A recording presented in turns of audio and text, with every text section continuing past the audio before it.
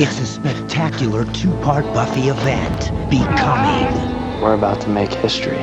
Travel 200 years into the past. Show me your world. And across 2 continents to discover the truth about Angel. No. And why Buffy must now destroy him. Let's finish this. You and me. A powerful new Buffy, Becoming.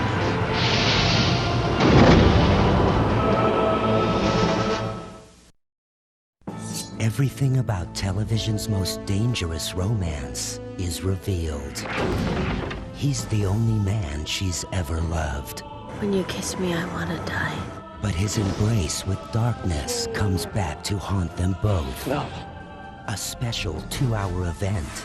In one brief moment, Buffy and Angel.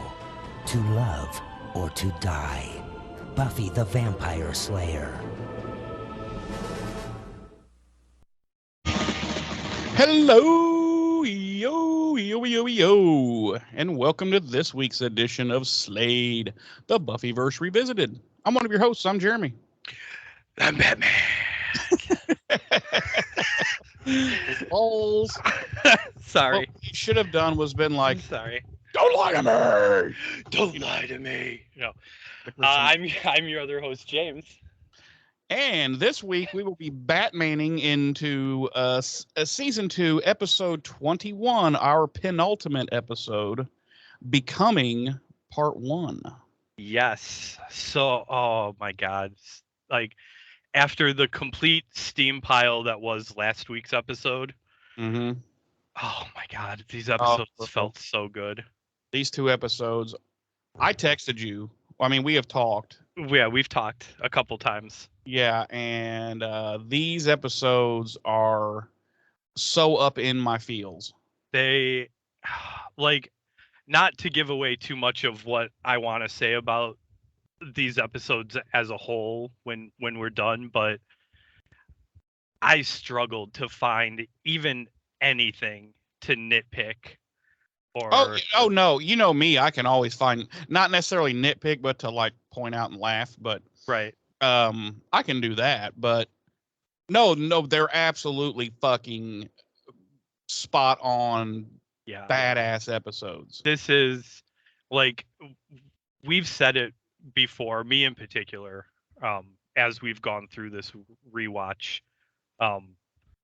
but these episodes really, and it could partially be because, as I've spoken before, the last 10-15 minutes of Becoming Part 2 was literally my introduction to Buffy. Yeah. So it could be slightly nostalgic. No wonder it hooked you. Right. You know, I mean, you came at like what could be arguably the 2 best episodes ever of the show. Right. So it could just be like that kind of nostalgia feeling entwined with it, but these episodes really are, like, to me, quintessential Buffy the Vampire Slayer. Oh yeah, this is Buffy, like, at its absolute finest. Right. And like I said, I've said it a couple times before throughout this rewatch, like, oh, this episode really, like, this episode is Buffy. It's quintessential Buffy, and I'll probably say it again over the next 4 more seasons we have to go. Yeah, but these episodes really, it by the time they were done, I was like, this is the show I remember. This is Buffy at its finest. I was gonna say, this is the show it has hit its stride 100%. As of this point on, I mean, yeah, of course, there's still stinker episodes here. There isn't any show you watch, but they have, as of now, these 2 episodes, I feel like they have 100% completely discovered who they are now, and like, okay, this is what our show is. Okay, here we go. You know, and that's, oh man, yeah. And that's something I'll get more into after we finish part 2 of this 2-part finale, is that kind of thing. But before we get started, I was perusing the internet earlier today. And Jeremy, you're a video game guy, right? Oh, I'm a complete video game nerd. So you're obviously familiar with the Mortal Kombat series of games. I am. So the creator of Mortal Kombat, one of the co-creators, Ed Boon. I don't know if you're familiar with him. No.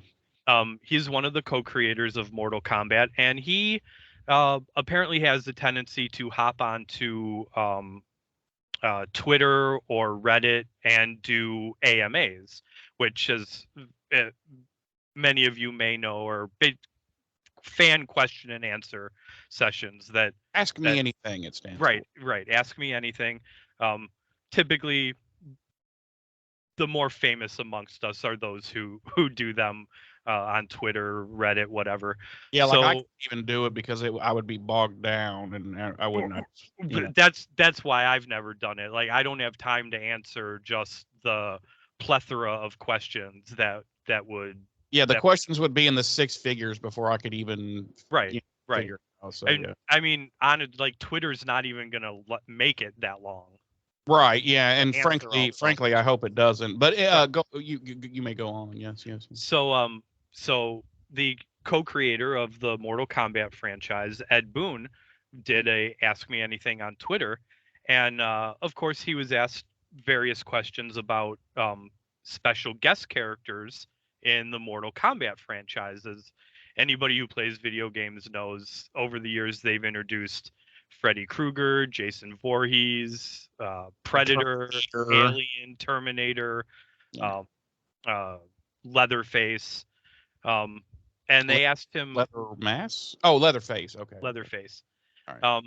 You got me a little there. And so during this particular AMA, the question came up whether or not our Slayer, Ms. Buffy Summers, has ever been considered as a Mortal Kombat guest star.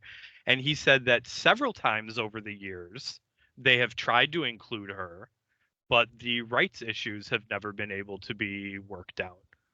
So I just wanted to. I assume there's a struggle between like the WB and whatever Joss Whedon's production company is, and there's no telling how many hands are in the franchise, because that is, as you well know, that is one of the problems with our beloved Highlander franchise, is that there are 43,500 hands involved in that. Right. Everybody has a little piece, and so it's a nightmare to get anything done. Right. I think as of the Fox as of Disney's acquisition of Fox, I think the rights to Buffy lie with Disney right now. Well, then they can forget it, because right. Disney will never like loan out any of their IP, so right that is never going to happen. Yeah, so I just thought that was an interesting little tidbit. I'm not much of a gamer. I have enjoyed bouts of Mortal Kombat with my nephews over the years.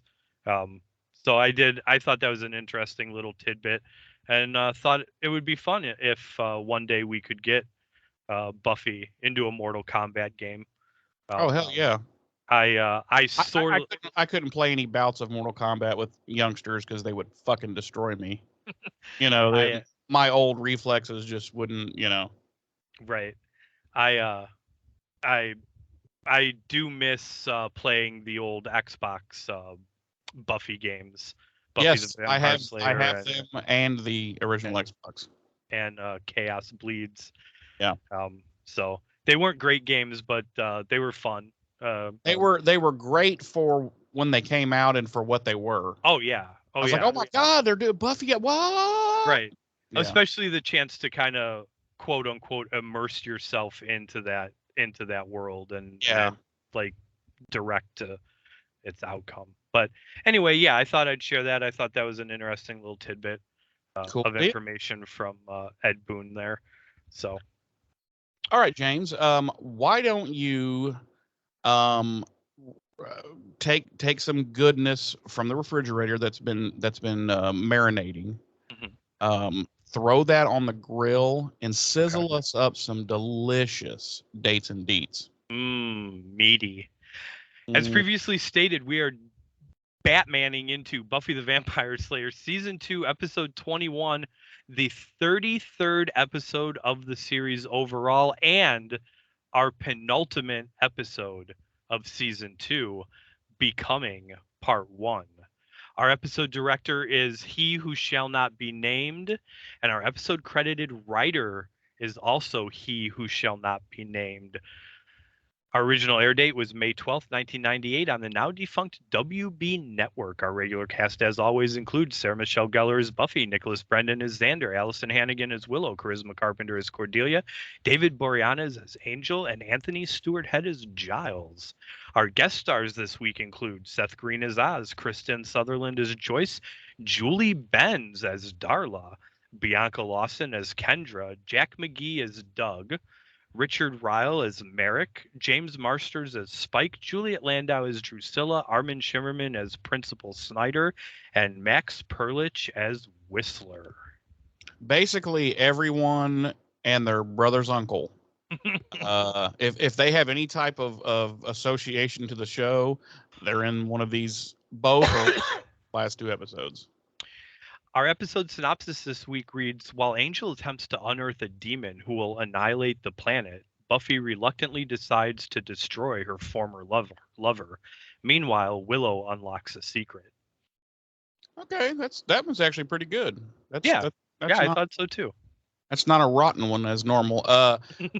Mine's very simple this week. It just says Angel plots to revive an ancient demon bent on sweeping everything on Earth into hell itself. All right. So we open in Galway, Ireland, 1953, and we see two. 1753. What did I say? 1953. Oh, that's not right. That is not even close. We open in Galway, Ireland in 1753, and we see two young men stumbling out of a tavern, clearly drunk, and one of them is a pre-vampire angel. Yes, it is. He's a youngster. He's still Angel. Actually, he's Liam at this point. Well, yeah, his real name is Liam. And he likes to lay him.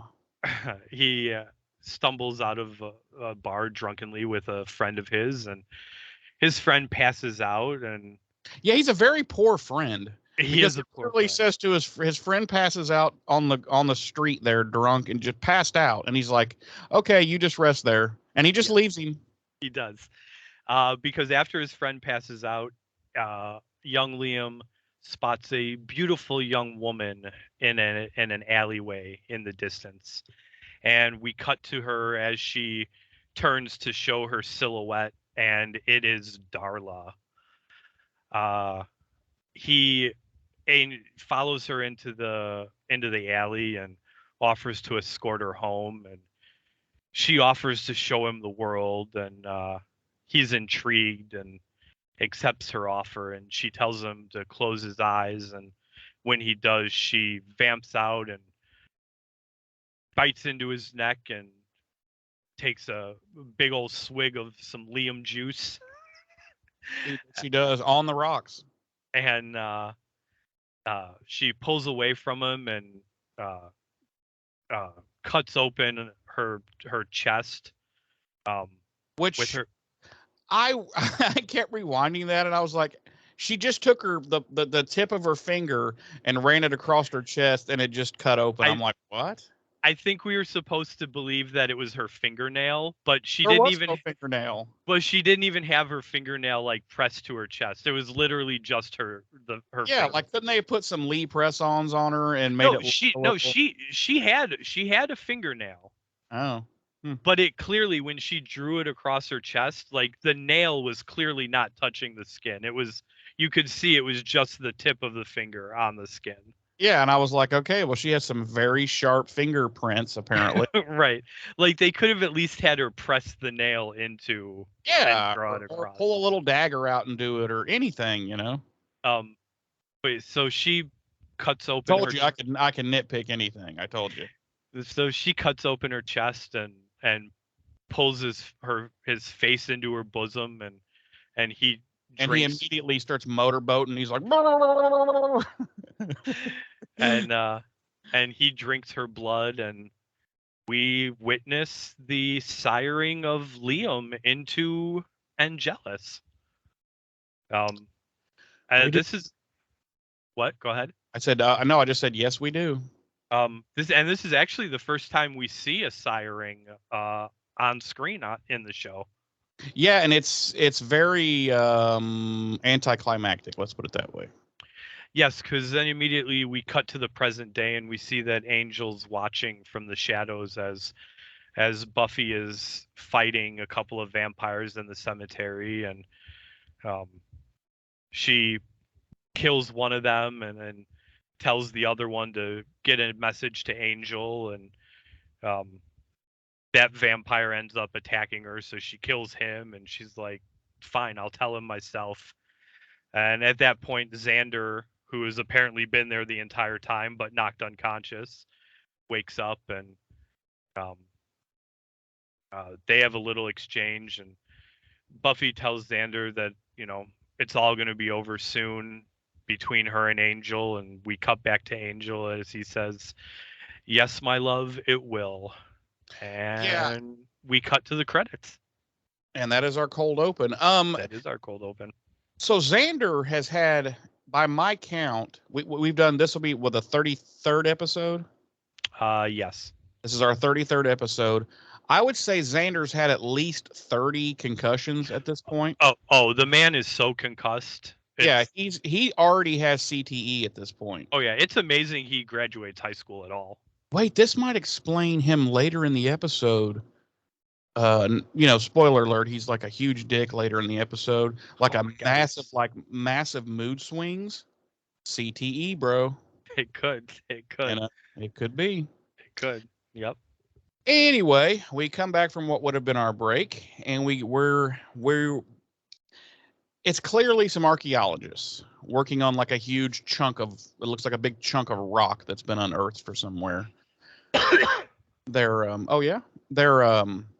you need a cough button, bro. They're cleaning it and scraping it and doing their with the little brushes, trying to be really careful. And about that time, Giles arrives, and he's been asked to come there. Some guy named Lou Tabor at the Washington Institute recommended him for his expertise in, and I quote, obscure relics. So I don't know where he put his resume out for. Hey, I'm catch me on LinkedIn. I'm an expert on obscure relics. But anyway, and I work at the fucking Sunnydale High School library. High school library, right. So we get a little better shot of this thing they're working on now from a little further away, and it looks like a big, giant rectangular tomb is what it looks like.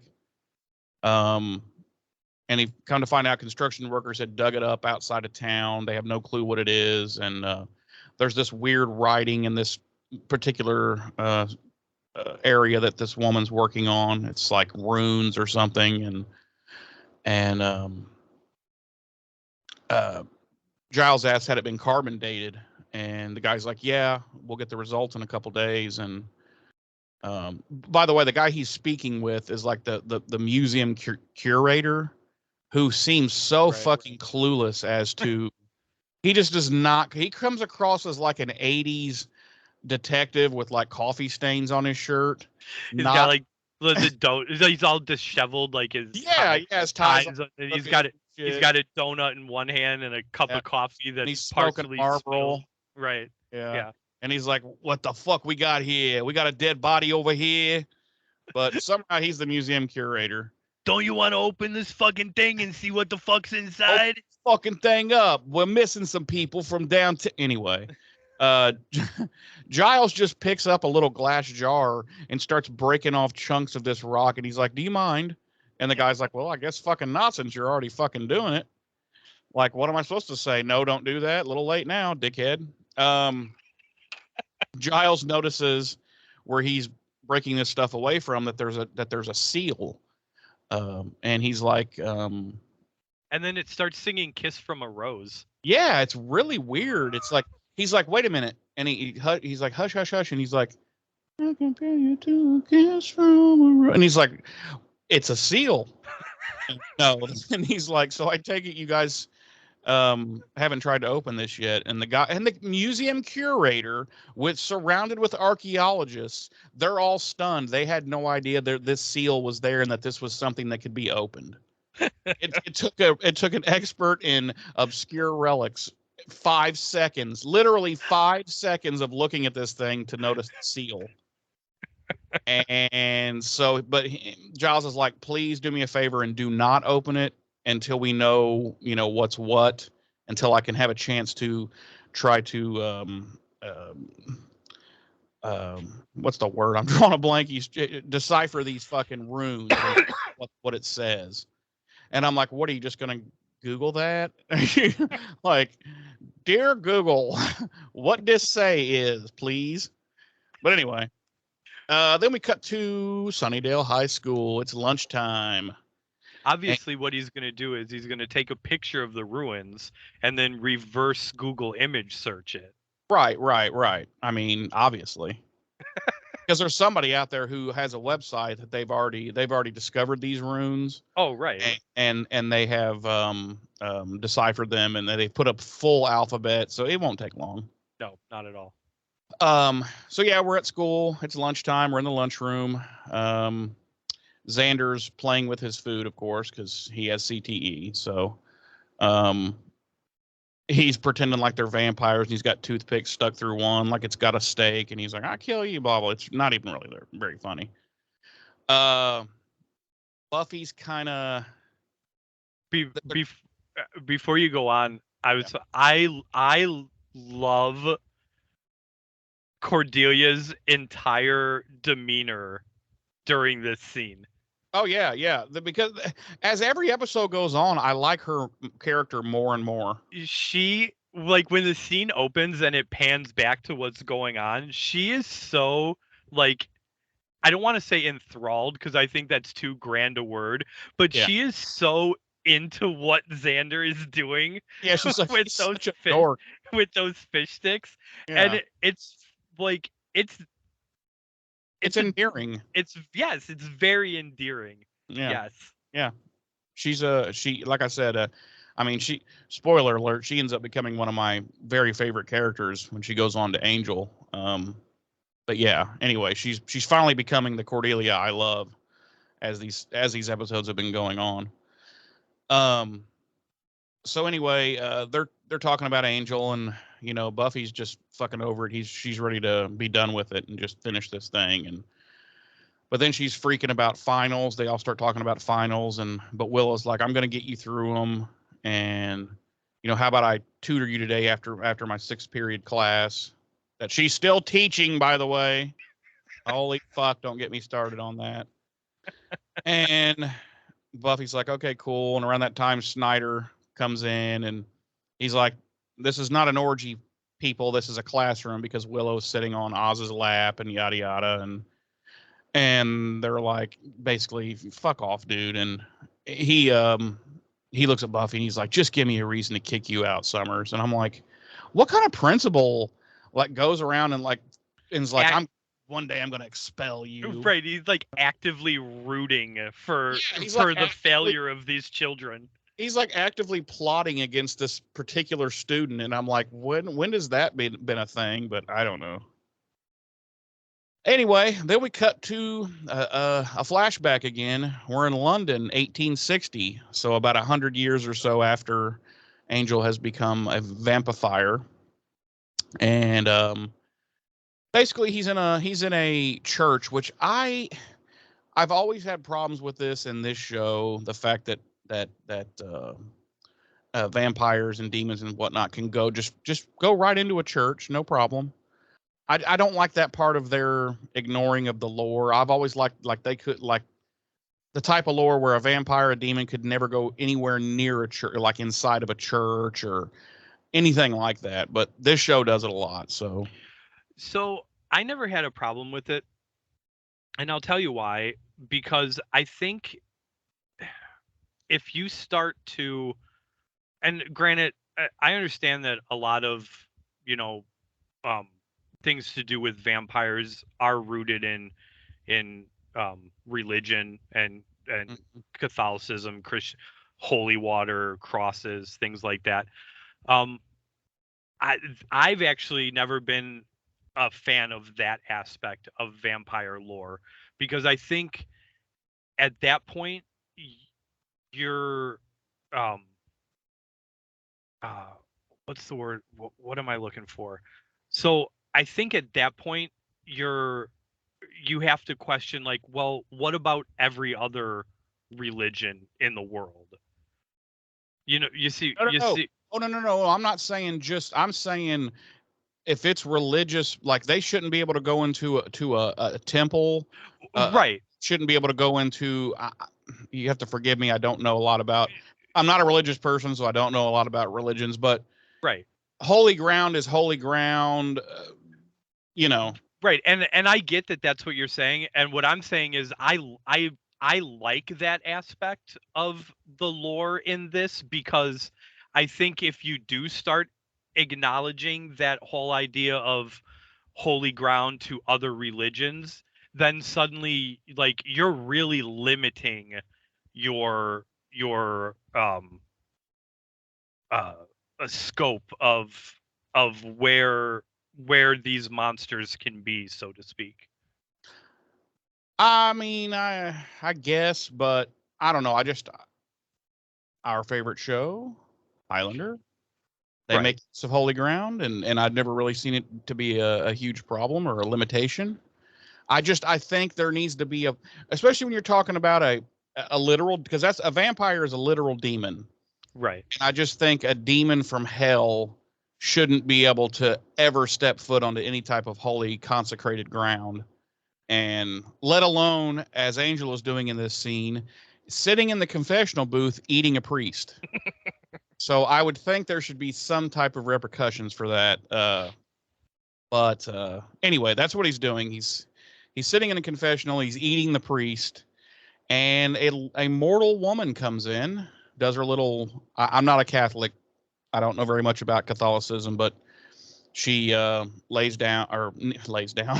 She comes in, lays down. No, that would be an altar boy. Anyway, she comes in and kneels down and does, I guess the cross thing that you're supposed to do, and then she goes into the confessional booth where there's no priest because he's been eaten. It's Angel, and this is Drusilla, but this is mortal Drusilla, and she's there to confess, and um, it's not a very like deep conversation, but basically she feels cursed. Her mother tells her she's cursed because she has these visions, or she says seeing thing, like seeing. I've seen it, and he's like, well, basically, just you should embrace it, and just be evil, basically. And she's like, no, I don't want to be, and blah blah blah.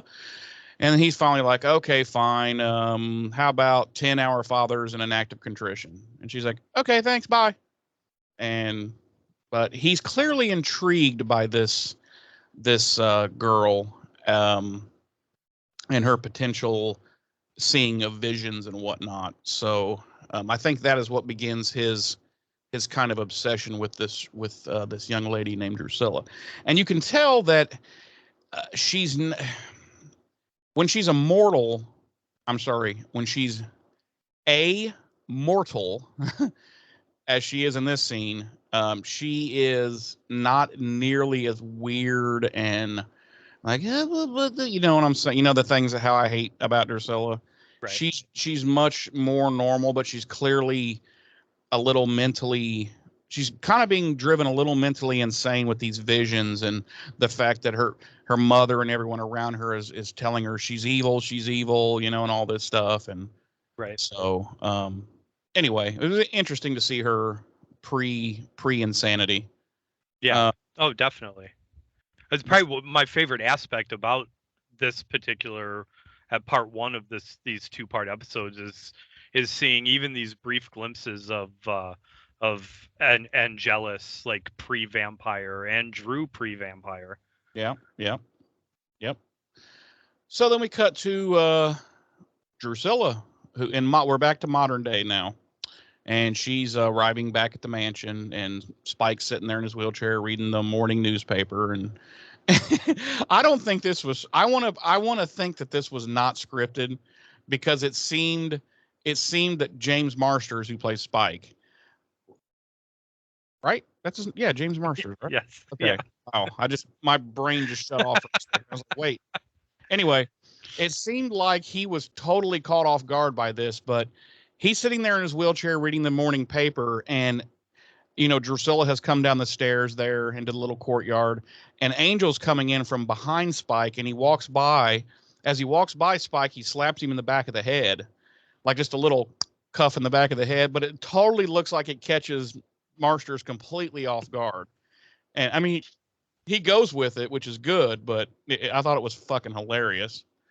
And because I had forgotten about it, like I'm sitting there, I was actually taking a sip at the time, and I was like, like spit taking, But I thought it was funny. And he's like, Drusilla had said that she's about visions and whatnot, and he overheard it, and he says, "Vision? What are you talking about? And like, what have you seen?" And she's describing some stuff, and he's all like, "Wow, you saw all that in a vision?" And Spike's like, "No, you ninny. She read it in the morning paper." And he hands him the paper, and there's this whole article, this whole story about this tomb that we saw earlier. And for some reason, it's made the morning paper, like, it looked like it was on the front page. Yeah. With a nice photo of it and everything. And so obviously Angel is intrigued by this. I love this scene for multiple reasons. One, what you said. I love just the little cuff on the back of the head Angel gives Spike as he's walking in. And the second reason I love this scene is because it implies, not even really implies, it flat out says Drusilla is essentially pranking Angel right now. Yeah, she's fucking with him. She's fucking with him. Either that, or she is trying to keep up her her illusion of being, and like Spike fucking narcs her out. It's like one or the other. Either one, it's funny. Right. And that's what I was gonna say next. So it's hilarious because either Drew is just fucking with Angel right now, or like you said, she's trying to keep up this like precog, like I have visions and I could this and that, and Spike's just like, no, bitch, no. Yeah, you no, read it in the fucking paper. Yeah, she's fucking with you. I'm reading the story right now in the goddamn paper. She's the one that got it this morning from the end of the driveway, so she saw it. Then we cut to the class to Willow's classroom, because she is a part-time teacher. Apparently a full-time teacher. Full-time teacher, part-time student. Full-time teacher, part-time student. Do you think that's the deal that she cut with Snyder? She's like, I'll keep teaching this computer class for free if I get an automatic pass for the year. Oh, not just an automatic pass, because this is Willow. She's making him she's staying on the A honor roll. She's on the honor roll. Oh yeah, she's like, there's no question. National Honor Society, probably graduating valedictorian. If she's not, who the fuck in that school could possibly compete with her? Good point. I mean, she can literally hack into the White House and from the school computer in the library in like 5 minutes. So right. Anyway, so they're in that classroom there, which is Miss Calendar's old classroom, as we know, and Willow and Buffy are there, and she's tutoring Buffy, trying to get her ready for the finals, and Buffy's kind of sucking, and she's kind of dogging herself out about it, and Willow's not having it. She's like, knock that shit off, quit berating yourself, or I'm not gonna fucking help you anymore. And Buffy's like, damn, bitch, and like, wow. But she does. She straightens up, and at one point, Buffy drops her pencil between these two desks, and she reaches down and picks it up, and we see the shot of that floppy disk that Miss Calendar had dropped there before she was killed. That is the only remaining copy of how to recurse Angel, put his soul back in him. but she doesn't see it until she has deja vu, and she knocks the pencil off again and reaches down, and this time she finds it. And she actually throws it at Willow, and it sticks in Willow's eye. and and I'm like, damn, dude. And Willow's like, why would you do that? And there's just blood. No. Anyway, then we cut to the Romanian woods, it says, in 1898. So this isn't too long after he has met. Whoa! You missed the whole part about what was on the disc. I thought that was the next. No. Wow. Okay. I'm sorry. I fucked my notes up. Yeah. So they pop it in to the computer, and and basically they discover what it is. As you know, Buffy's staring at it. Willow's kind of commenting without looking, and then Buffy's like, "Willow, look!"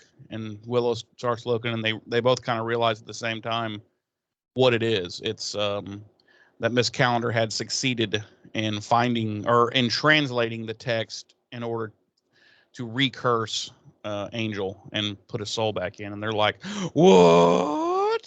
And I'm like, "Well, you guys finally put, two and two together and figured out maybe why Angel killed her, Then we go to the Romanian woods, and it's 1898.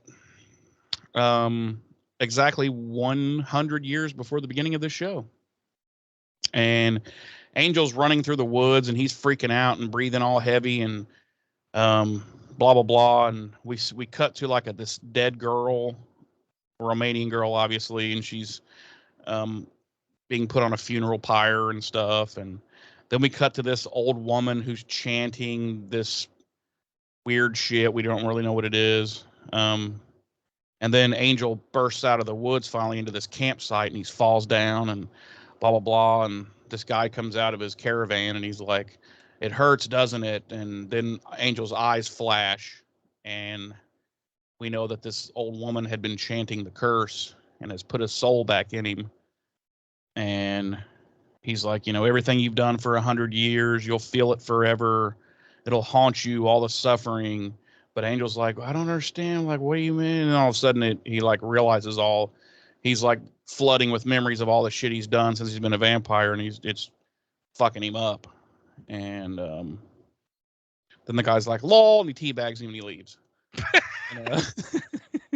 He does. He like just drops trow and just dunks his nuts right on Angel's face. Yeah, and he's then, like, right, and then he runs away yelling giggity giggity giggity giggity. But it was just a good example of how the writers are able to break moments of tension with just a little bit of comedy. Yeah, a little bit of comedy. You gotta split a little bit of that in there. But in all seriousness, David Boreanaz is phenomenal in this scene. Oh God, yeah, he's always phenomenal. He really is. He is.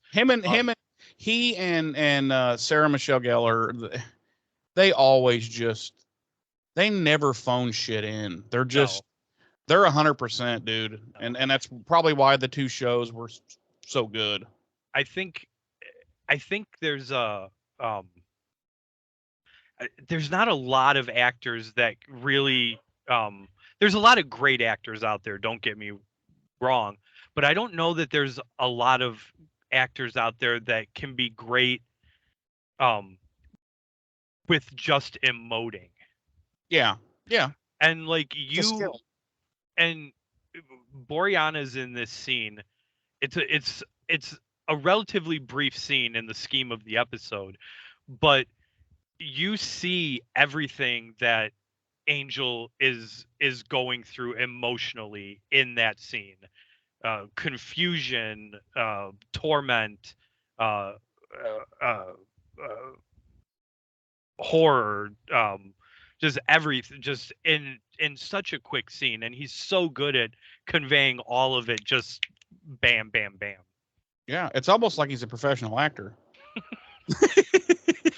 No, But yeah, but I mean, you know what I mean, like all like in his eyes. right. And like I said, there's a lot of great actors out there, Sure. but I don't know that there's a lot that can do so much without actually speaking the dialogue. You know what I'm saying?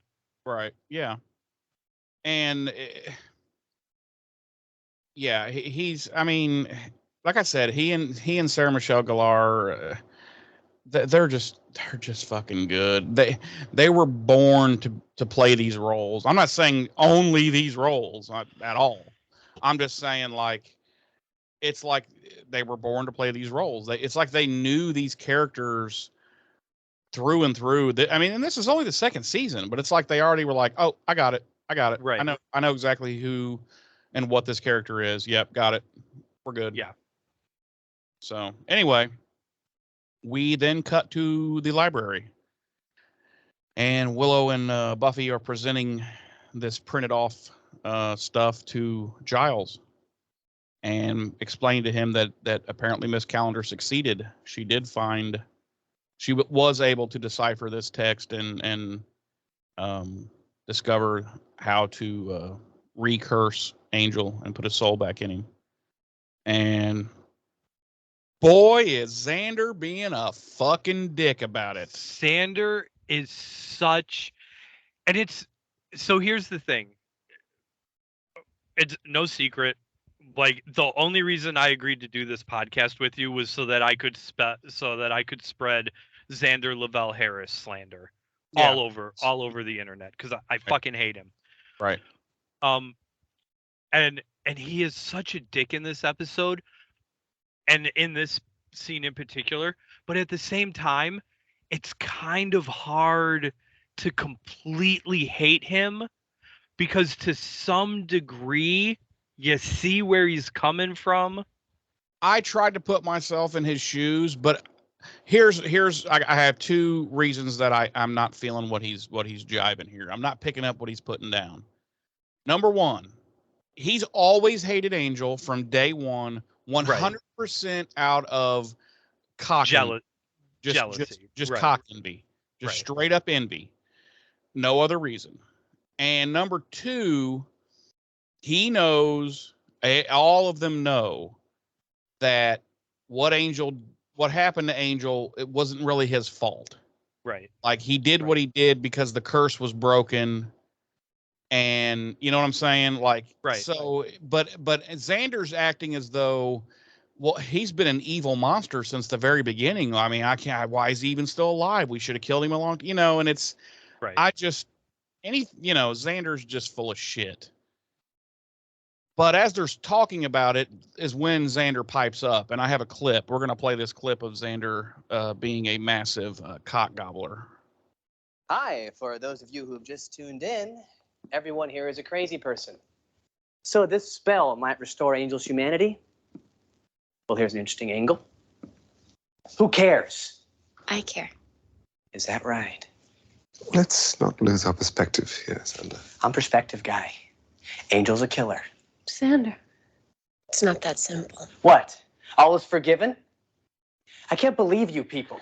Xander has a point. You know, just for once I wish you would support me, and I realize right now that you were, and I'm embarrassed, so I'm gonna get back to the point, which is that Angel needs to die.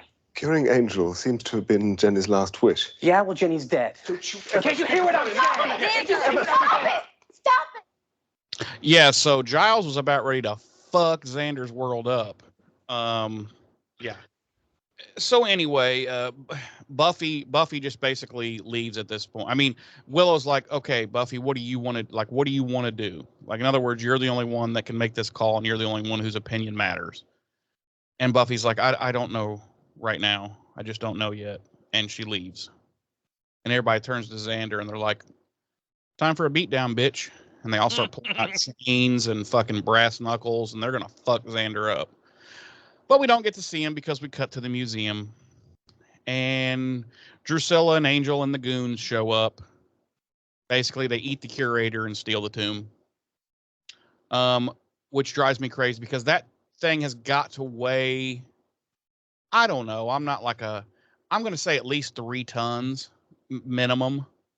And I just want to know if they brought. I mean, do they have to send a couple of the vampire goons outside to get the forklift, and they have to drive it in, and they're in full vamp face to scoop it up, and then what are they going to put it in? Did they bring a fucking flatbed long hauler with them? I don't know.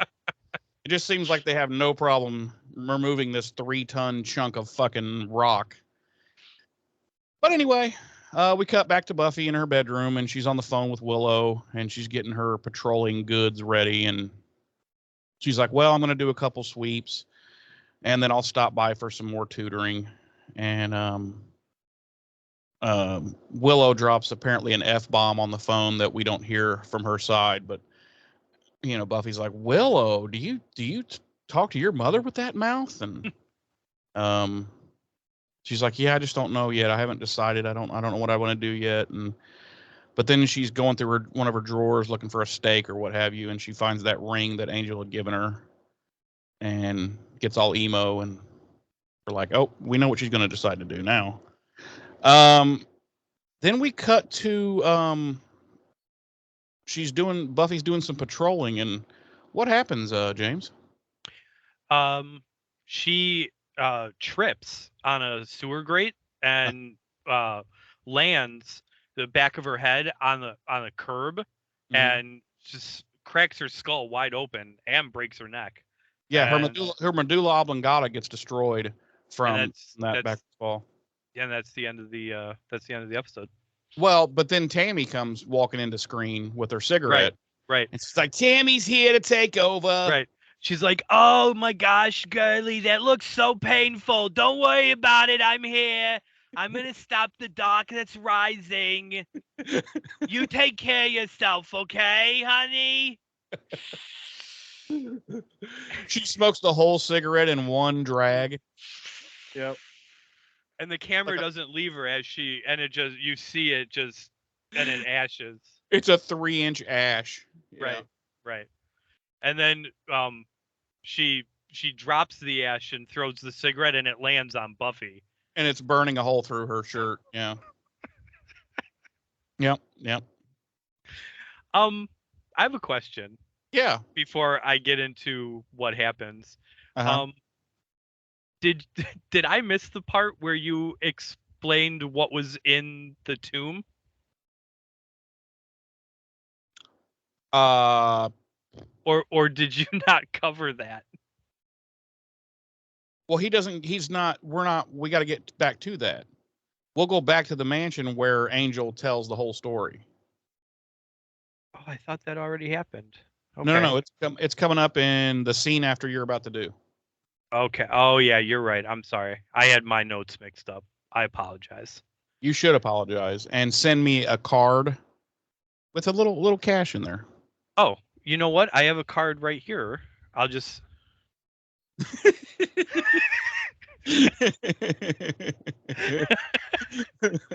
Dick. I approve. Yeah, so Buffy's out patrolling, and she's kind of nosing through her way through some bushes, and she hears something, and she takes a few more steps to investigate, and hears something behind her, and she spins around, and there's nothing there. It's literally Cookie Monster. He's like, there's cookies flying everywhere, and she's like, and she just stakes him immediately, and he's dust. Right.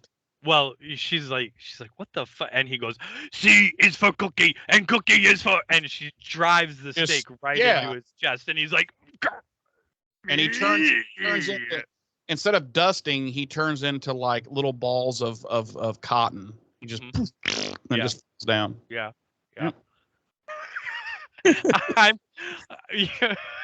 Now I'm wishing we had seen a vampire dusting in Smile Time. I know. Because that's what I've always pictured in my head was if it dusted, it'd be like little balls of like stuffing, like felt. Yeah, like the stuffing inside of one of the puppets. It was, that would have been the greatest. Oh man. Oh, that would be fucking awesome. I've always thought that. Always, ever since I saw that episode. I was like, that is the only failure in that episode. So anyway, she turns around, there's nothing there again, and she takes a couple more steps, and then out of the bushes comes Kendra, the vampire slayer. Kendra, man, with my shitty Jamaican accent, man. It's so fucking terrible. Buffy. It's like, why didn't they just make her Native American and have her come out wearing like a shitty leather get up with like a single feather in her head, and where she shows up and she's just like, how, like how fucking, it's just so stupid. But you know my feelings on Kendra, so I'll let it go. So yeah, it's Kendra, and they exchange a little back and forth, and we find out that Kendra's there because her Slayer or her Watcher told her that there was a dark power about to rise there in Sunnydale. Which, how does this guy know everything? This Watcher of hers, he like always knows. Is like, is he a seer or something? I think fucking Giles seems to never know a goddamn thing. I was just gonna say, I think as you know, and as anyone who watches the show knows, we will go on to find out that Giles is clearly very inept at his job. Yeah, he is not good. Yeah, at his job. That, or he's not in the email chain, and like because he doesn't like computers. I've said this before, and I don't say it like just for shits and giggles. I say it because of the evidence that's presented so far in the show, and as we will go along in the show. I don't think being the Slayer's Watcher is like the top echelon of watcherdom. I think it's like entry level bullshit. But I still say, like, maybe he must not be on the email chain, because Kendra's Watcher seems to know every fucking thing that's going on in other parts of the world, whereas Giles doesn't even know what's happening in his very own city until someone is eaten by something, and then he's like, "Oh fuck, I better research that." Right. So I don't know. Right. But yeah, I don't think being the Slayer's Watcher is like, it's definitely not upper management. No, it's like starting in the mailroom. It's like, I don't know if it's that low, but it's no, it's the mailroom. It's like it's definitely like lower upper management, maybe lower middle management. It's like middle management. Yeah. Yeah. It's like you're the boss, but only of like 3 or 4 people, and they don't respect you, and you have chili vomit stains on your shirts, and no one bothers even telling you because you're just gross. Right. Yeah. Or alternative, yourself to sleep under your desk at night. Right. Or alternatively, the reason they don't tell Giles anything is because they're like, he's fucking there. He should fucking know what's happening. Yeah, but and they're completely wrong. They're completely fucking wrong. Clearly, they did not vet him prior to offering him a salaried position in the upper echelon of Sunnydale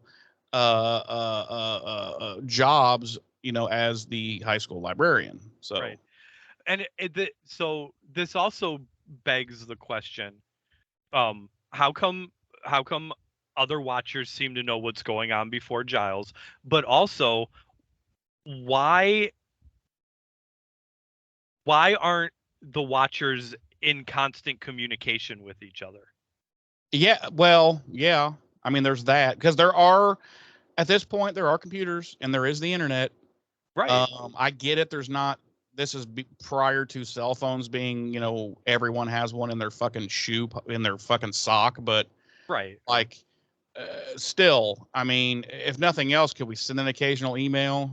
Have a fucking a Yahoo email chain from the 90s where you subscribe to it and everybody can I mean, goddamn, guys, like, and who's running the organization up top? Because they got no kind of infrastructure at all. No.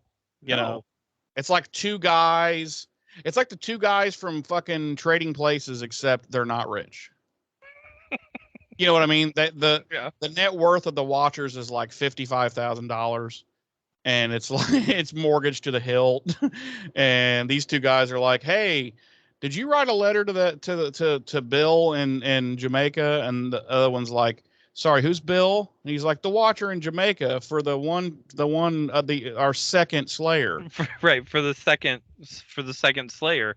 And Yeah. the other guy's like, "Wait, there's two of them now?" Right. The other guy goes, there's only ever one. And he's like, no, remember, there's another one because, and then they argue about that for an Right. hour. And they get Right. nowhere. The other guy's like, "Wait, no, there can't be. Like, it's right, the chosen one. How do we Right. have two?" Listen, And I'll then- show you in the book. It literally says right here, there can be only one.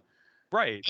Right. It- Into every generation, a Slayer is born, Bill. It says it right here. And then Bill's like, "Right. But remember that one, the cheerleader one from Los Angeles, she got ganked. Remember? for like For 5 seconds, she was right. dead. She was dead. So And that activated activated the Jamaican one. And Remember? he's like, no, Bill, it doesn't fucking work that way. Right. She would have to be dead and buried, or it won't activate another. It's 45 seconds is not enough to activate another Slayer. That's not how the mystical energies work, Bill. Right. And then Bill's like, I fucking don't know what to tell you. And boy, they get close to fisticuffs. right. He's like, "Well, I don't know what to fucking tell you, dude, because that's what fucking happened. Like, she stopped the blonde one, the blonde one, right? From Los Angeles. Remember her? The 16-year-old, right?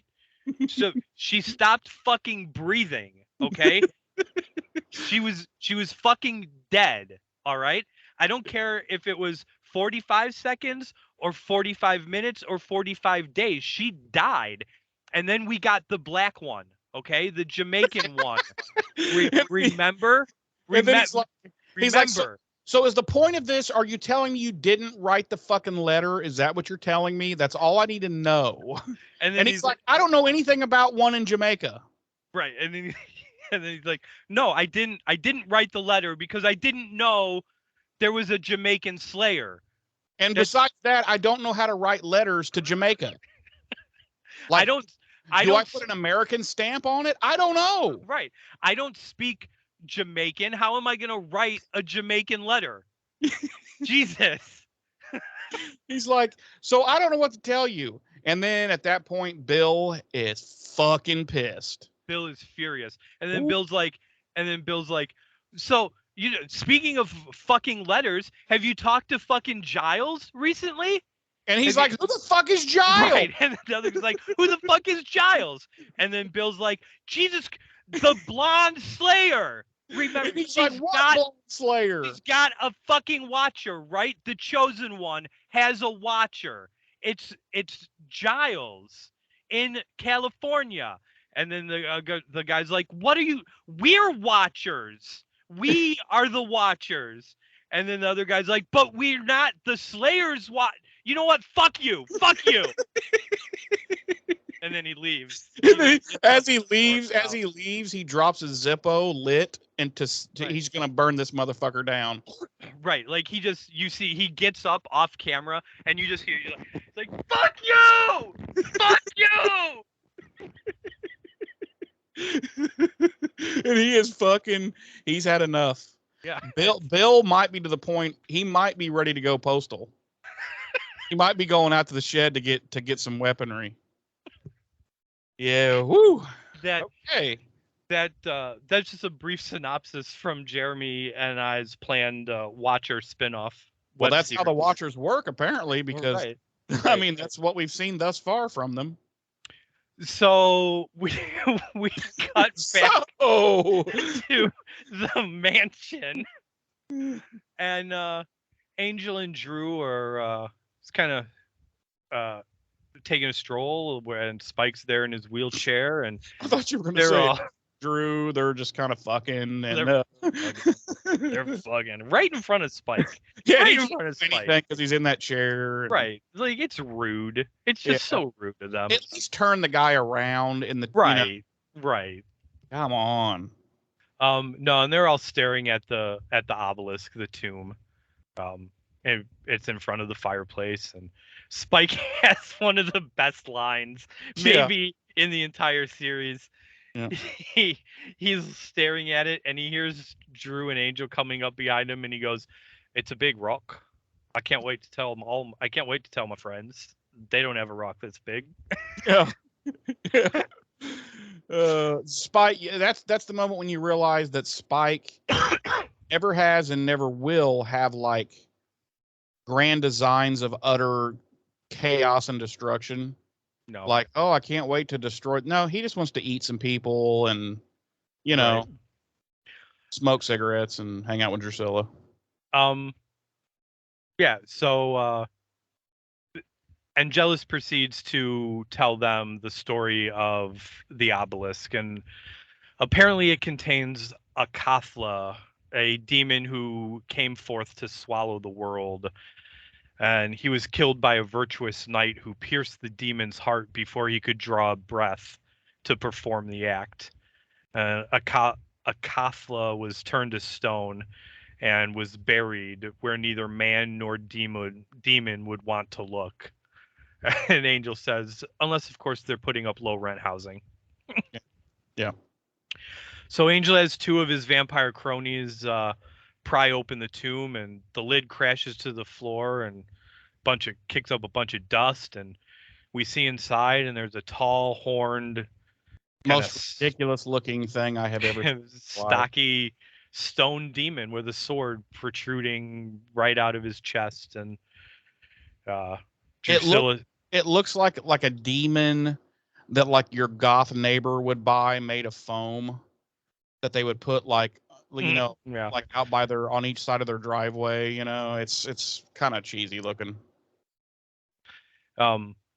So Drusilla looks at him and then closes her eyes and starts to sway back and forth. And At that point, I'm fucking fast forwarding. She says he fills my head. I can't hear anything else. And Spike's like, so someone has to pull out the sword. And Angel says it has to be someone worthy. And Spike cuts him off, and he's like, demon wakes up and wackiness ensues. And Drusilla says he'll swallow the world. Angel says every creature living on this planet will go to hell. And I'm like, how is that? Okay, so what's the plan? The demon comes alive, does its thing, swallows all living creatures, leave the earth, right? Leaving all the demons on Earth. So now what are the vampires going to feed on? I mean, what's the end game here? It seems pretty fucking ill thought out. I don't know. Okay. And that's that scene.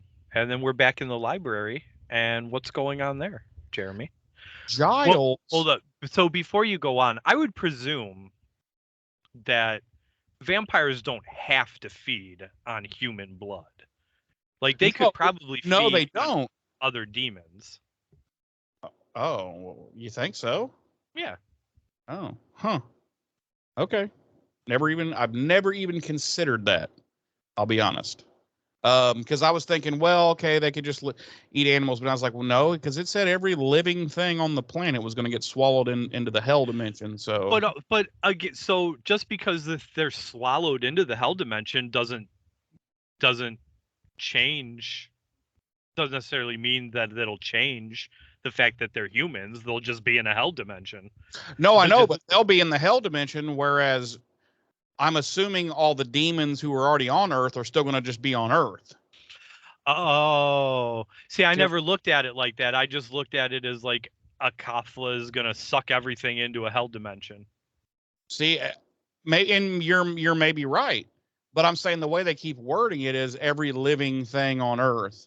And I'm like, okay, well, vampires aren't living, and I guess demons aren't considered living either. And so it would just be demons and vampires left, which vampires are basically just demons left on the Earth. And I'm like, so what the fuck are the vampires what are you going to do for fun? Right. What are you going to eat? What are you going to have for lunch? You know? Yeah, I guess I never thought about the phraseology of that. I just kind of assumed Akathla was just going to suck everything into a hell dimension. Which I'm like, okay, if that's the case, let's say you're right, because you probably are. Why would you want to do that? That's a good question too. Like, why would you want to go back to like? Okay, anyway, we won't get to it because we could go on for like an hour just about that. But Oh yeah. anyway, we cut back to the library, and Giles is sitting in his office just feverishly masturbating.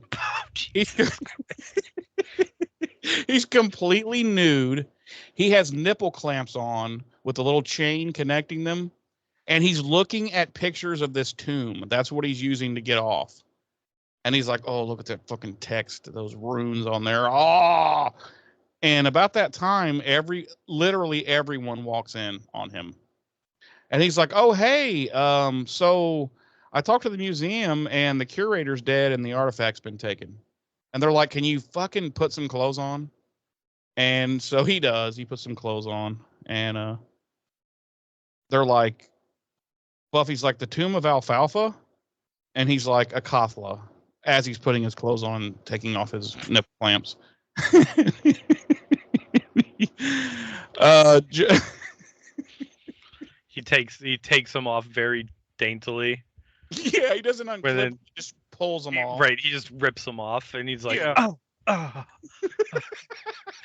and then he just like, you would think he would just kind of like toss them away to get rid of them, but no, he walks over, and he's like, there's a hook for them. Yeah, Like, he's got a book cage. Right, in the he's book got a cage. place for them. He walks Like, all over. of this S&M shit is right there. You can clearly see it. Right, like he walks over and he hangs them up, and then he and rubs his hand on them. Yeah, And then he goes back to the but gang. all this time he has been butt ass naked. Right. And they're all just averting their eyes, but he is just walking around fucking cocking balls, fucking just swinging, butt cheeks flapping. But as they're talking, he's slowly getting dressed, and he explains what's going to happen if the thing is awakened. This Akathla that Buffy thought was called Alfalfa, and they're all like, "Oh shit!" And Buffy's like, "Willow," she's like, "Okay, do the curse to Angel." And Kendra's like, "Well, I agree with Xander. I think Angel should be eliminated." And Buffy's like, "I don't remember asking you a goddamn thing." And she fucking front snap kicks fucking Kendra right in the grill. And Kendra dies. Yeah. It's sad, but it had to be done. She's like, Buffy's like, "Listen, I will fight him, and kill him. But if I'm not in time or I lose, Willow might be the only hope to stop this. So do the curse." And Kendra, just now, at this point, informs them that, "Oh, by the way, I also have another sword with me that was also blessed by the same knight who slew the demon originally. My watcher gave it to me. He's been using it for a towel rack in his bathroom. But no one brings up like, you're just now telling us this." Right. And no one's like, she just pulls it out of her bag, and they're like, "Okay, well, fuck, problem solved. Let Angel do the thing, pull it out. I'll just stick this one back in. Problem solved." Right. And the credits roll. Episode's over. I mean, Right. Anyway, I feel like maybe we hyped it up too much. Yeah, I think maybe we did. No, Willow, she's like, "Well, okay, I think I've got everything for the curse, blah blah blah. But I need an orb of Thessala." And Giles is like, "Oh, hang on, I've got one in my office. I've been using it as a paperweight." And I was like, "No, he hasn't. He's been using it as a butt plug." Oh my god. We all know. Come on. Oh my god. We know Giles. Come on. Can you imagine how big his anal cavity, his anus has to be to fit that thing in there? Oh, Lord. And how does he get it out once it's in? Oh my God. Whoa. I'm sorry. I am so sorry, folks. Giles says, that Angel's got to perform this ritual and stuff in order to wake Akatla. So, Fellatio. he's blowing a stone demon Dick. that happens to have a massive erection. Oh, Jesus Christ. We're going to hell. Giles like, Angel's got to give that stone dick the Glock 9000. That's the only. And the demon has to finish in order to reawaken. Yep. The demon's not sucking the world into hell until Angel's done sucking the demon. That's right. Woo! Anyway, how did we go so off the rails? We always do. It's usually me. I start something and you just, that's why we work together so well. You take my threads and you weave a tapestry of deliciousness. And the funny part is, like, every time you start, like, I'm like, and I know I do it too. Every time you start, I'm just like, oh man, not again. like I'm aghast by it. But then, like, I clearly get over it very quickly because I just right up. Yeah. I just grab the thread and I just start knitting up a little tapestry. Look, let me make you a little scarf here out of this. So Spike, we cut to Spike and he's pacing around. He's alone, so he's not in his chair. He's pacing around. As we know from the last episode, he's quite able to not be in the chair, but he doesn't want anybody to know for whatever reason. So he's pacing around. He's shitty. He's pissed. Clearly, he doesn't want this plan to come to fruition. And he hears Drew coming, so he jumps back in the chair real quick. And she thinks it's fun time. And so they go out into the area there where the where Akathla's at, the stone demon, and some goons come dragging this guy in, which I'm like, what, you just had to grab any random human? That doesn't seem very ritually. But anyway, they come dragging this guy in, and Angel's spouting all this ritual bullshit, and he eats the guy and smears the guy's blood on his hand. And then we cut to Manhattan, 1996, which would be, I believe, 1 year prior to the beginning of this television program. Yep. And Angel is a bum, a literal bum. He looks pretty gross, and he's slumming it in the alleys, and he's like trying to eat rats and shit, and they're like outrunning him, and I'm like, wow, we're not much of a fucking vampire, are we? And he's being all, I put in my notes, he's being very souly and emo. And then this weird guy just walks up. This dude looks like a beatnik from like the fucking 60s or the 50s. And he's just got kind of this jive talk, and he knows what Angel is, and he knows all about Angel's soul and blah, blah, blah. And he's like, let's take a walk. And Angel's like, okay, I don't have anything better to do. So they do. They go to a hot dog stand, and this guy says to the hot dog guy, dog me with mustard. And I'm like, is that a thing? I've never been to New York to a hot dog stand, but is that what you do there? I don't know. I don't know, but next time I go to Sonic, I'm gonna be like, dog me. Dog me, dog. Ooh, no, next time I go to Sam's Club or Costco, get one of them $50 $50? or $1.50. Wow. $50 hot dog. That must be one hell of a hot dog. Get one of them $1.50 hot dog and drink deals. I'm gonna be like, dog me. Dog me and drink Mustard. me. I need you to drink me. Get you to drink me. And then I'll be banned from Costco. Then you'll be arrested immediately. As they're walking, he also tells Angel, there's better blood out there. You don't have to be eating rats and shit. He's like, butcher shops throw out, way better blood than that. Tons of it all the time, every day. And Angel's like, I'm only 200 years old. I never thought of that. Thanks.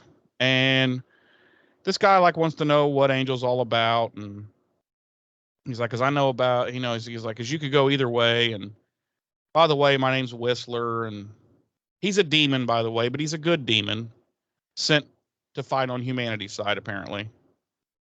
And he's like, to Angel, he's like, you could become someone if you want, but what do you want, And or Angel's like, what do you want from me? And he's like, well, I want you to see something, but we'd have to leave right now. And then I'll show it to you, and then you tell me what you want to do. And so Angel's immediately just like, okay, sure. I just met you, and I heard you say dog me. I want to hang out. And so we cut to L.A., and they are in the worst, shittiest fucking car I have ever seen in my life. How the fuck does this car make it from New York to Los Angeles without getting pulled over? No, not only that, there's no way that particular car drove from Manhattan to Los Angeles, California, and did not catch on fire and kill them both. There's no way. But they pull up, and all the windows are literally spray painted black. So I'm like, how can he even see to drive? But whatever. They pull up to this school in LA, and they're watching, and they see a young Buffy. Did you notice? Did you notice when Angel rolls down the window, you can see the reflection of his hand on the steering wheel in the mirror, yeah, the side mirror. Oh yeah. And Buffy's coming out of the school with her group of friends, and she is the original Cordelia. I'm so glad you said that. I love this scene. She's Cordelia. She is 100% Cordelia. Yep. She's eating a sucker, and she's acting and talking just like Cordelia does to her friends. Yep. And then at one point, her group of friends go on to leave, and she apparently sits down on the curb. I guess she's waiting to be picked up by her pimp. I don't know. Literally, because they all go on. I assume she tells them that Tyler is supposed to crawl on his hands and knees to beg her to go to the dance with him. So she's going to wait for him. Oh my God. That part completely. And I was like, why did they go on, to leave, to go home? And why is she staying? Because she sits down on this little step kind of curb thing. And I'm like, what is she doing? Okay. All right.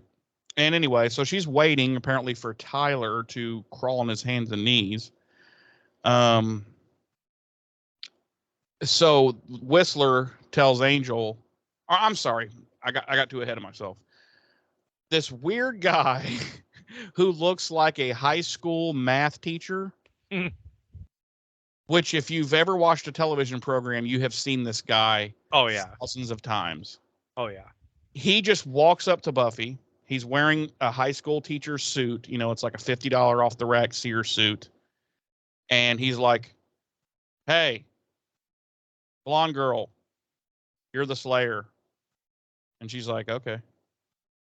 No, but that's basically how it goes. He's like, it is. I must tell you something important. You are the chosen one. You are the Slayer. And she's just like, huh?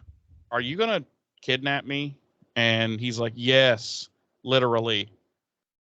I came here just to tell you that, but then I saw how attractive you were. I'm going to kidnap you. And she's like, no. And he's like, okay. And he leaves. No, then we cut to a scene. I assume it's sometime later. It's at nighttime. And she is fighting a vampire in what looks like a playground. It's supposed to be a cemetery, I'm sure, but it looks like a playground. And she has a stake, and she goes to stake it, but she hits it. It goes on the wrong side, and so it just screams bloody murder. And she's like, "Oh shit, wrong, not the heart." And then she stakes it again and dusts it. And then fucking Weird Al, again, I will just call him Weird Al. He walks up from the shadows and he's like, see? And she's like, oh, okay, yeah. And we never see him ever again.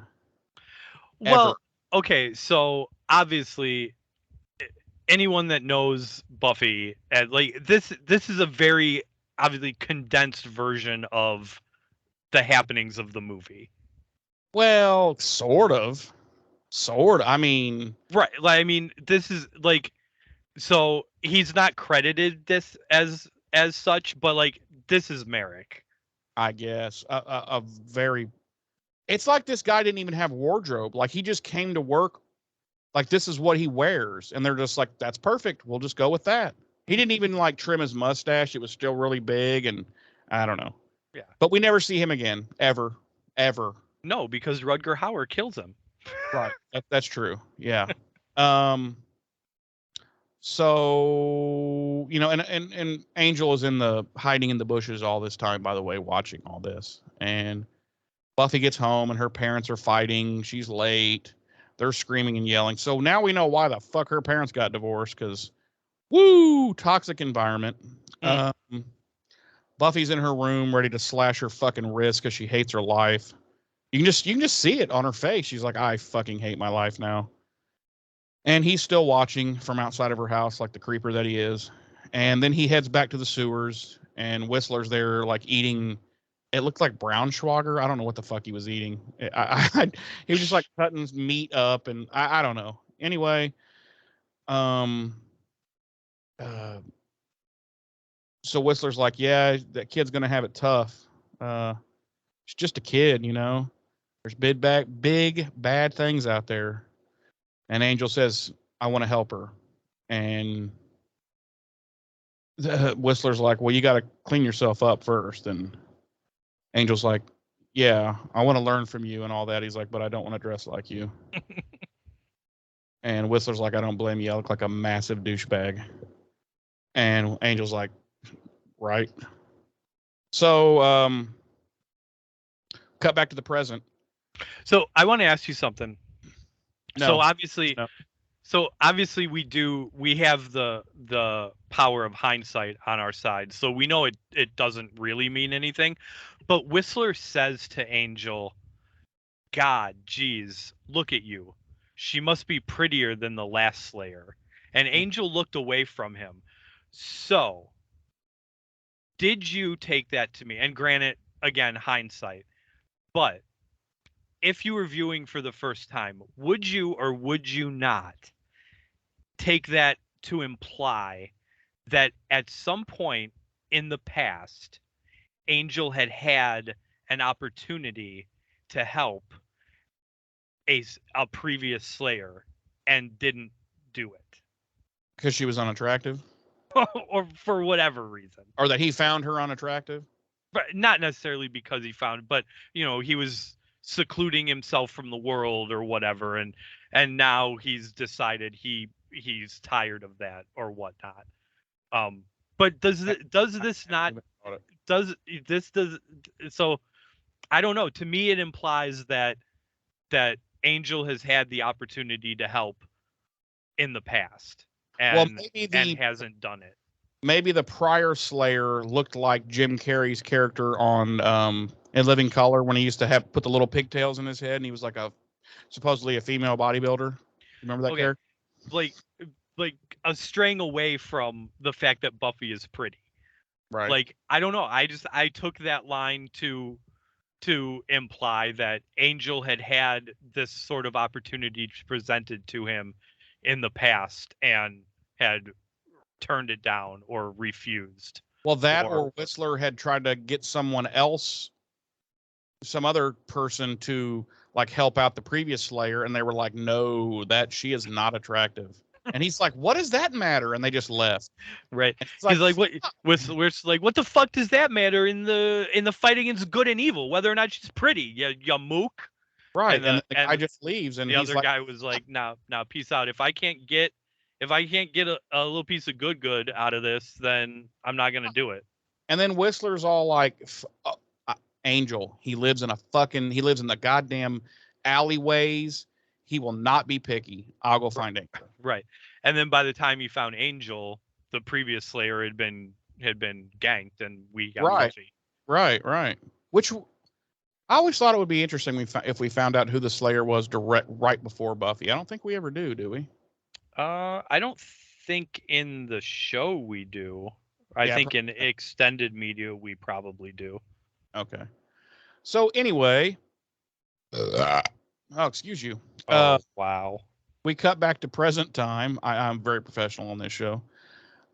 Angel is finishing his chanting bullshit, and he's got the guy's blood smeared on his hand, and he reaches out and grabs the sword, and there's this mystical energy coming out, and and he's pulling.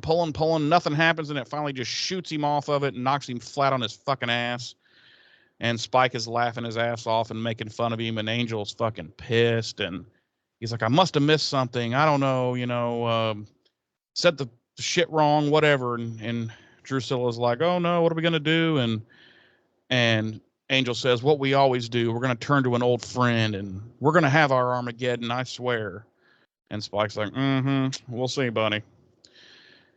And so we cut back to Buffy, and she's in class taking one of these final exams. And we see someone walking down the school hall who is covered in a blanket. And this person walks into Buffy's classroom. And it's a fucking vampire. And she takes the blanket off and starts burning because of the daylight. And starts saying, tonight, sundown at the graveyard, you will come to him or more will die. Tonight, his hour is at hand. And then completely bursts into flames and turns into dust. And Buffy's like, Buffy was actually jotting this down as she said it. She was taking notes because she thought it might be on the next exam. Right. She thought it was part of the final. This scene was fucking intense. It was, but I found it not that well done, I guess you should say. I don't know. Something about it. I'm not 100% sure what, but there was something about it I wasn't. I think the dialogue was a little hokey. Yeah. But outside of that, like, it was an intense scene. Like, she should have ran into the classroom and like grabbed Buffy and been like, "You will come out," and while she's like fucking burning and catching on fire and shit, and Buffy's like, "Ah!" and she's like, "Ah!" Like, that would have been more intense. I don't think. I think that would have defeated the purpose of sending the message the way it was. I don't know. I just thought it would be. I'm just saying it would probably be more intense. See, I don't think so. I think it was extremely intense the way it was. Just the calmness of it, the collectedness of it. Like, I don't know. It was very intense to me. All right. Well, we cut to the library after class, and she's explaining to the gang what the fuck just went down.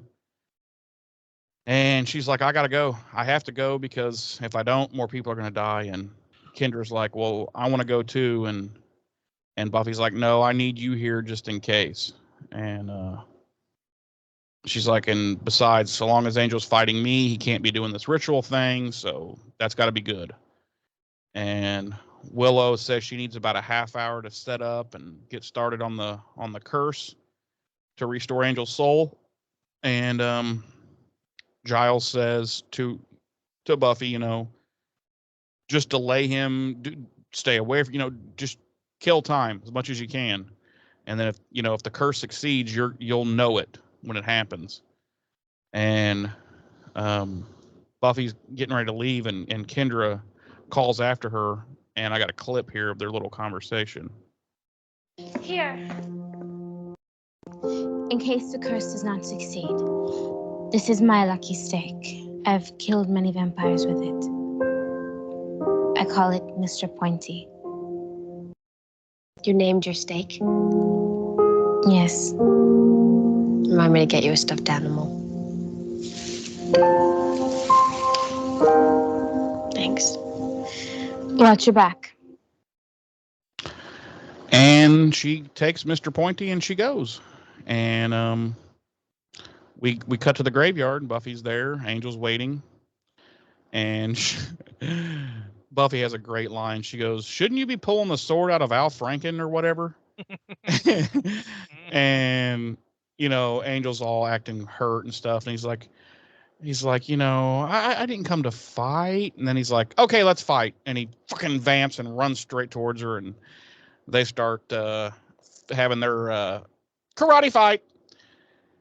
And we cut back to the gang, and they're starting the curse. They're in the library there, and they're starting the curse, and we intermix it with cutting back and forth to the graveyard where Angel and Buffy are fighting, and all of a sudden, out of nowhere, vamps attack the gang in the library, and fucking Xander's fighting one of them and straight up gets his arm broken. Like, I'm not talking where you like hit it on something.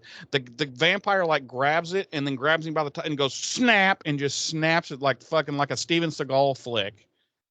And I'd be like, I'm out of the fight at that point. I got nothing left. So I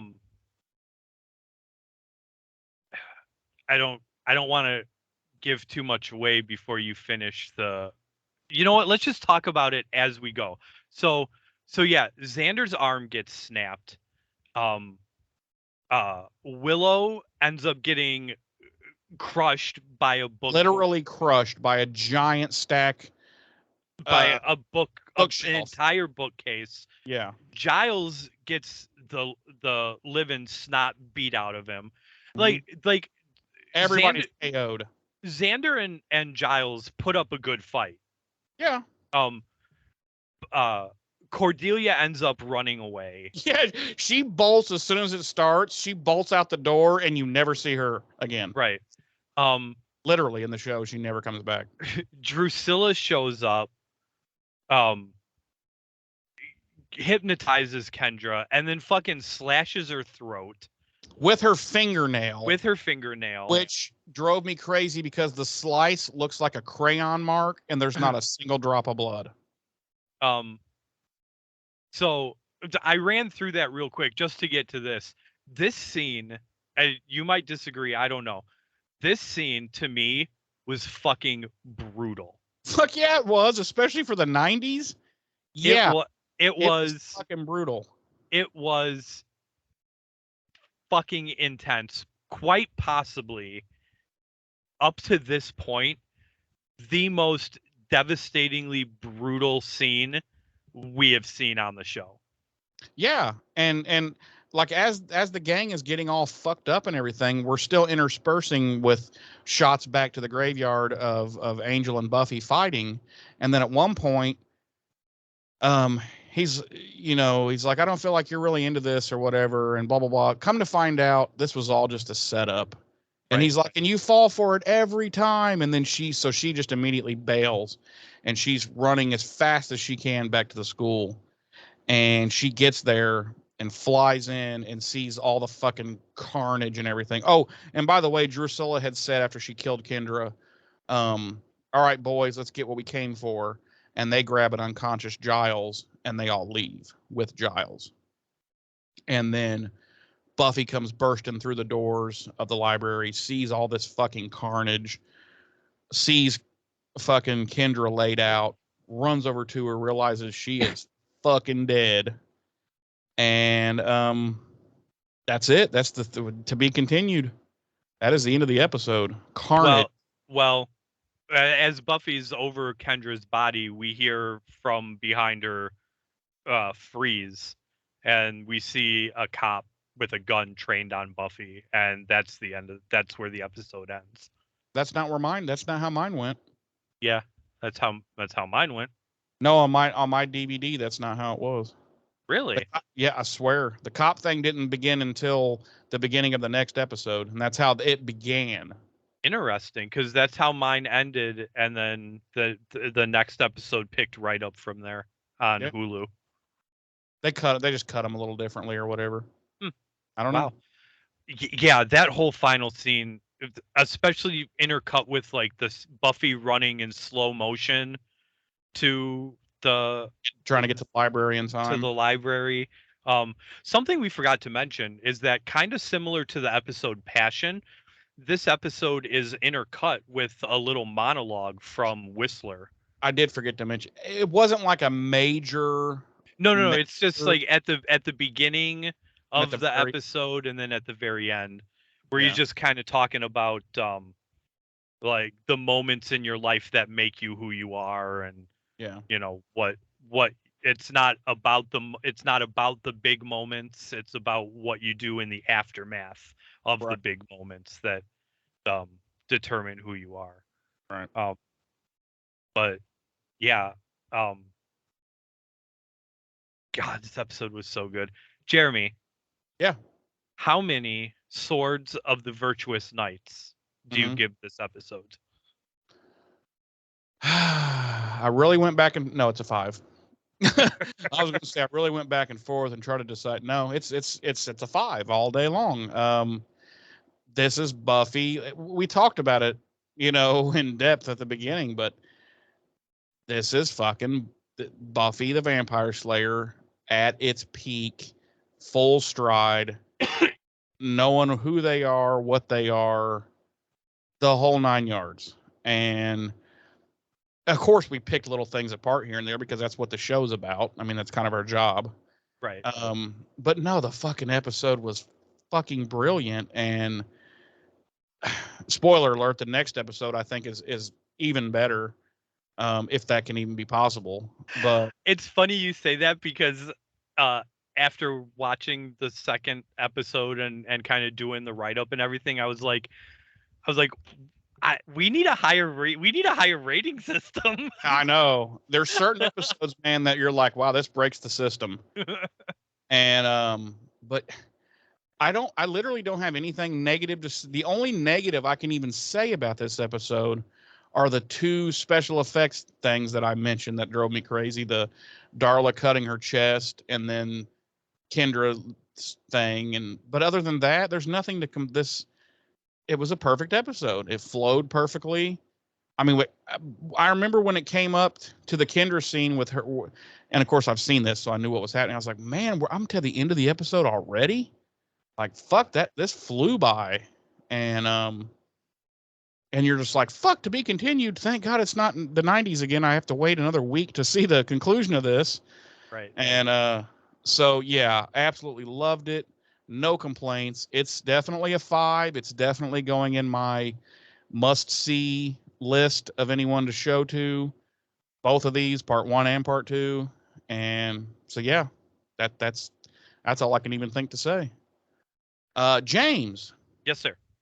how many full-on demon erections do you give this episode? Well, after careful consideration, I'm going to give this a 2. No, it's a 5. It's a fucking 5. Yeah. There's I mean, like you said, there's and we said it in length that before we even started the episode. There's nothing wrong with this episode. Minor nitpicks. Yeah, And nitpicks. and we went off on our little tangents like we do, and that is nothing whatsoever a reflection of the quality of this episode. It's just who we are. That's just what we do. That's the show. Right. You know? Yeah, this episode's a 5, man. All from beginning to end. There is nothing wrong with this episode. It is everyone acts the fuck out of this episode.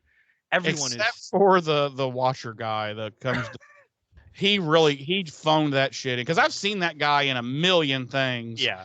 And he has played a part much better, but yeah, it's no complaints. Yeah, there's nothing wrong with it. Everyone acts the shit out of this episode. It flows seamlessly. It's And that's not one I always look for in a great episode. Oh is yeah. How well it flows, and then all of a sudden you're at the end and you're like, what the what? Right. And some episodes are kind of just, and there's movies like this too where like it's just a collection of scenes that are happening that seem to be disconjointed and don't right. And then you're at the end of the episode. This episode, and there's a lot of episodes in this series like this. Oh yeah. This episode flows seamlessly from scene to scene. Nothing seems out of place. Everything just fits together like a puzzle. Everyone is so good in this. The dialogue, with the exception of maybe the the lady vamp that bursts into Yeah. flames. It's a little cheesy. The dialogue is on point. It's so good. It's so good, and it sets up. Part 2 Perfect. is perfect. Yeah. The perfect companion piece to this, and you know, And none of this is surprising because He Who Must Not Be Named both wrote and directed this. right. And at the end of the day, It's his world. It's you his can't sandbox to deny- play in. Yeah, and you can't deny that when he's in charge of an episode, writing and directing, they're usually knocked out of the park. Right. You know? But yeah, it sets up the finale perfectly. It's so good. It's so good. Yeah. Yeah. Yeah, that's that's that. right. Little monsterology for us this week. Nothing. Akathla's complete fabrication of the writing team. And it's fine. I mean, I don't see anything wrong with it. It's a lot like The Judge, to be honest. Yep. Which Which, you know what? When an episode hits on all cylinders, there's things that you're really willing to overlook. Oh yeah. And this is one of them. Right. And like, I'm not saying that the idea of Akathla is a bad idea or anything like that, but it is so similar to the idea of The Judge. And it's very just kind of generic. Right. But it's okay. Right. But you because you didn't need, for this episode, we didn't need anything like super right. Like I don't even taking over the overall arc of what's the story is. Right. Everything else in this episode is so good and so on point that it just doesn't matter. You just don't care that this particular plot point is kind of a generic throwback to another plot point from an older episode, you know. Mm-hmm. But yeah. Our body count, quite possibly our highest body count in Buffy so far, 11. Yeah, that's I'm sure that's the highest body count. We've got and some of these are like maybe asterisk worthy, but we've got Liam, sired by Darla. Yep. We've got the 2 vampires staked by Buffy at the beginning. Mm-hmm. The priest eaten by Angelus. Mm-hmm. The old man eaten by Drusilla. Mm-hmm. That she when she comes in, yeah. Right. We've got the museum curator, Doug. Yep. We've got that unidentified schmo that Angel sacrificed. Yeah. We've got the vampire that Buffy stakes in the flashback. Mm-hmm. We've got the vampire that kills herself in the sunlight in the school. Mm-hmm. We've got the vampire that Kendra stakes in the library, and we've got Kendra herself. Yep. And Doug, because I think he was discovered as a pedophile and was killed by the Watchers. Doug, the shitty Watcher that came to. That was Merrick. No, but his name was Doug. No, Doug was the museum curator. Oh, that's right. My bad. Okay, well, you know who I'm talking about, though. Yeah, Merrick. It was definitely not Merrick. It was Merrick. Definitely not. It was Merrick. Definitely wasn't. Okay. So a little behind the scenes. Mm-hmm. The only thing we really have is the Nielsen's, which were 3.8 million households on its original airing. Oh, people would kill their TV people, especially TV executives, would sacrifice their children to Satan for those to get those kind of ratings today. Oh yeah. Yeah. Our bronze band this week, none. We didn't go to the bronze. What? No bronze time this week. Our music this week, Show Me Your World, Devil Child, Cursed, As Angel Becomes, and Massacre, all composed by show composer Christoph Beck. Except that first one was actually called Show Me Your Nipple. Not World. Okay. Just nipple. I don't, just one. Just one of them? Yeah. Goof 'em ups and oopsies, we already covered that while we were reviewing. And that brings us to our final thoughts. Mine is, again, this is a perfect episode. I mean, Buffy, literally Buffy at its best. We'll talk more about it when we do Becoming 2, but you and I talked earlier this week. This may be not only my personal favorite, but the best season finale of the entire series, of the 7 seasons. Yeah, I said that to you in text. I think this is probably my favorite of the season finales in this show. Yeah. These two are they. My final thoughts: home run out of the park. Can't wait for part 2. Again, this is Buffy this is Buffy at its finest. This 100% is the show that I remember and I fell in love with. Yep. So and that is that. Jeremy, yes, would you like to know where our listeners and our viewers can find us on the web? I'd love to know that. They can go to buffyrevisited.com.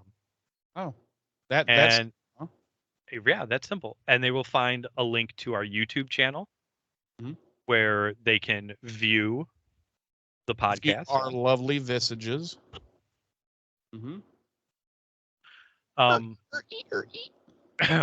Wow. They will also find a link to our Facebook, where they can go and become a fan of the Facebook page. Or a hater. Or a hater, right. And at both of those places, you can reach out to us. Oh, you'll also find a link to our email address, which is buffyrevisited@gmail.com. And all 3 of those places, they can reach out to us, let us know what they think about us and the podcast. Let us know what you think about Buffy the Vampire Slayer. Let us know what you think about Angel. Let us know what you think about the Buffyverse as a whole. Episode specific or both the series in general. Reach out to us. Hate comment, like comment, doesn't matter to us. We would love to discuss the Buffyverse with other like-minded individuals, aka fans. And we do like hearing from you guys when you do drop us a line, whether it's to criticize or compliment or anything. But we really would love to engage with you guys in active discussions about these shows on any of those platforms, because we are such big fans of this universe.